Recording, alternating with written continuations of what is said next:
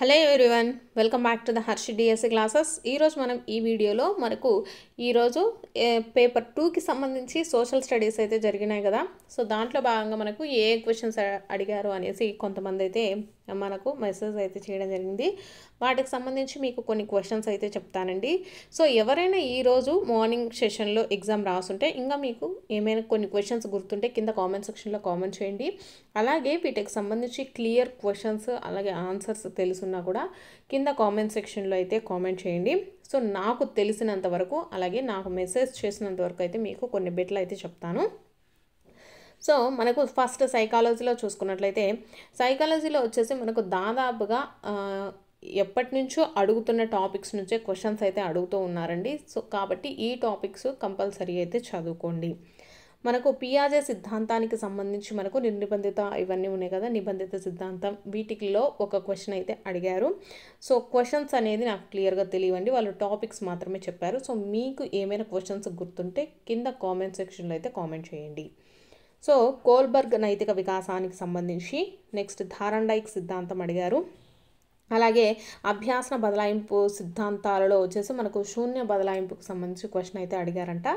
So మనకి ఇక్కడ ఉండేటటువంటి అభ్యాసన సిద్ధాంతాలు 4 కూడా చదువుకోండి. నెక్స్ట్ మార్గదర్శకత్వానికి సంబంధించి క్వశ్చన్ అయితే అడిగారు.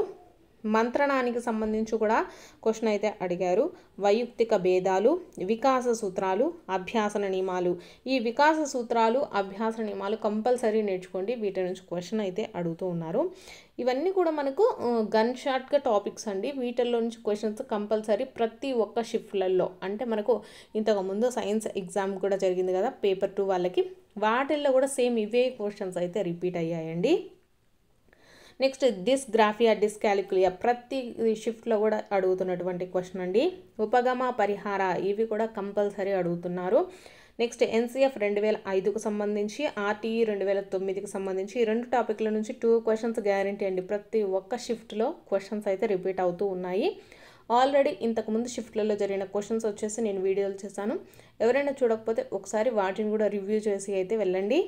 నెక్స్ట్ పూర్వ బాల్య దశకు సంబంధించి కూడా క్వశ్చన్ అయితే ఎక్కువగా రిపీట్ అవుతూ ఉంది. అలాగే రక్షణ తంత్రం అండి, రక్షణ తంత్రాలకు సంబంధించి కూడా క్వశ్చన్ అయితే అడుగుతూ ఉన్నారు.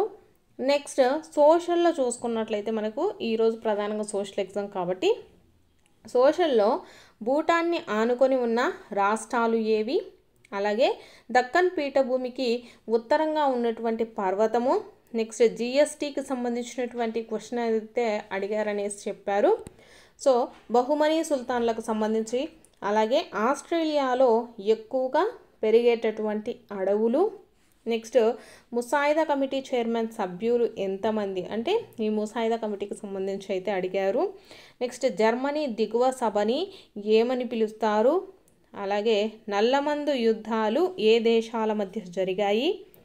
నెక్స్ట్ క్వశ్చన్ చూసుకున్నట్లయితే రాష్ట్ర ప్రభుత్వం వసూలు చేసే పన్నులు ఏవి, ఒకే ఒక లోక్సభ స్థానం ఉన్న రాష్ట్రాల పేర్లు. నెక్స్ట్ క్వశ్చన్ వచ్చేసి 2016లో జరిగిన ఎన్నికల్లో ఎన్నికల సంఘం రద్దు చేసిన 2 శాసనసభ స్థానాలు ఏవి అనేసి ఇచ్చారండి. నెక్స్ట్ది దుసారా, రివర్స్ స్వింగ్ అనే పదాలు ఏ ఆటకు సంబంధించినవి. నెక్స్ట్ పట నైపుణ్యాలకు సంబంధించి 2 క్వశ్చన్స్ అయితే అడిగారు. నెక్స్ట్ మొఘళ్ళ నుంచి రాబర్ట్ క్లైవ్కి బెంగాల్ సామ్రాజ్యం అప్పగించింది ఎవరు అనేసి ఇచ్చారు. సో ఇవి మనకు సోషల్కి సంబంధించి ఈ క్వశ్చన్స్ అయితే అడగడం జరిగింది అనేసి చెప్పారండి. సో వీటికి ఆన్సర్లు తెలిసినా లేకపోతే మీకు ఇంకేమైనా క్వశ్చన్స్ అంటే ఈరోజు మార్నింగ్లో ఎగ్జామ్ రాసుంటారు కదా, మీకు ఏమైనా క్వశ్చన్స్ తెలిసిన కింద కామెంట్ సెక్షన్లో అయితే కామెంట్ చేయండి. నెక్స్ట్ తెలుగులో చూసుకున్నట్లయితే మనకు ఛందస్సులో వచ్చేసి కందకము, ఆట వెలదికి సంబంధించి క్వశ్చన్స్ అయితే ఇచ్చారు. ఉత్పలమాల అలంకారాలకు సంబంధించిందండి. యమక అలంకారం కూడా అడిగారు. నెక్స్ట్ పేదరాలు సంధి ఏది అనేసి అడిగారు. ప్రకృతి, వికృతి, అలాగే దానికి సంబంధించినటువంటి అర్థాలు, నానా అర్థాలు ఇవన్నీ కూడా ప్రతి షిఫ్ట్లో కూడా ఒక్కొక్కటి అంటే నానా అర్థం ఒక క్వశ్చన్, ప్రకృతి వికృతి కానీ ఒక్కొక్క క్వశ్చన్ అయితే కంపల్సరీ ఉండడం జరుగుతుందండి. సో నెక్స్ట్ ఇంగ్లీష్లో చూసుకున్నట్లయితే మనకి ఇంగ్లీష్కి సంబంధించి క్వశ్చన్ ట్యాగ్ అండి. ఇంగ్లీష్లో వచ్చేసి క్వశ్చన్ ట్యాగ్కి సంబంధించి articles, next antonyms, synonyms, reported speech, active voice, passive వాయిస్కి సంబంధించి. నెక్స్ట్ స్పెల్లింగ్ వర్డ్ అండి, అంటే 4 వర్డ్స్ ఇస్తారు, అవి వాటిలో కరెక్ట్ స్పెల్డ్ వర్డ్ అనేది మనము ఫైండ్ అవుట్ చేయాల్సి ఉంటుంది. అలాగే ప్రపోజిషన్స్కి సంబంధించి, టెన్సెస్కి సంబంధించి మనకు క్వశ్చన్స్ అయితే అడుగుతూ ఉన్నారండి. ఇవి మనకు ఇంగ్లీష్ కానివ్వండి, తెలుగు కానివ్వండి, ప్రతి ఒక్క సెంటెన్స్కి కానీ, లేకపోతే ప్రతి ఒక్క క్వశ్చన్ వచ్చేసి ఒక్కొక్క టాపిక్ నుంచి ఇస్తారండి. ఒక్కొక్క గ్రామర్ టాపిక్ ఉంది కదా, ఒక్కొక్క టాపిక్ నుంచి ఒక్కొక్క క్వశ్చన్ అనేది కంపల్సరీ అయితే ఇస్తారు. సో మీకు తెలుగుకి, ఇంగ్లీష్కి సంబంధించి క్వశ్చన్స్ ఏమన్నా గుర్తున్నా కూడా కింద కామెంట్ సెక్షన్లో కామెంట్ అయితే చేయండి. ఇది వచ్చేసి మనకు ఈరోజు జరిగినటువంటి క్వశ్చన్ పేపర్లో అడిగిన క్వశ్చన్స్ అండి.